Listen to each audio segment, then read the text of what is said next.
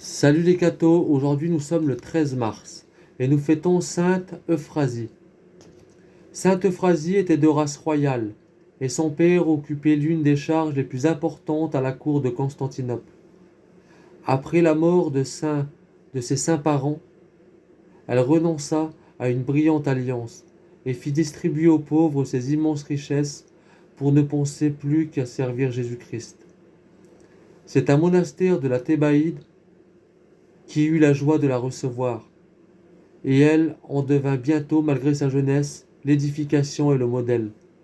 Dès sa 12e année, elle pratiquait les jeûnes du monastère et ne mangea qu'une fois le jour. Plus tard, elle demeura jusqu'à 2 ou 3 jours sans prendre de nourriture. Elle put même parfois jeûner sans manger, une semaine entière. Les occupations les plus viles avaient sa préférence. Cette fille de prince balayait le couvent, faisait le lit de ses sœurs, tirait de l'eau pour la cuisine, coupait du bois et faisait tout cela avec une joie parfaite. Pour éprouver son obéissance, l'abbesse lui commanda un jour de transporter d'un endroit du jardin à l'autre d'énormes pierres que 2 sœurs ensemble pouvaient à peine mouvoir. Elle obéit sur-le-champ, saisit les pierres les unes après les autres et les transporta sans difficulté au lieu indiqué.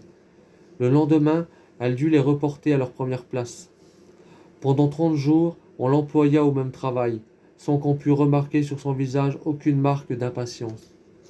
Le démon, furieux de voir tant de vertu dans une frêle créature, lui fit une guerre acharnée. Un jour, il la jeta dans les puits où elle tirait de l'eau. Une autre fois, il la renversait sur la chaudière d'eau bouillante où elle faisait cuire le maigre repas de ses sœurs.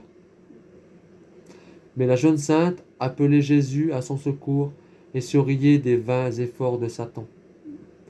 Le plus terrible furent celles où le malin esprit lui représentait pendant son sommeil les vanités et les plaisirs du siècle qu'elle avait quitté.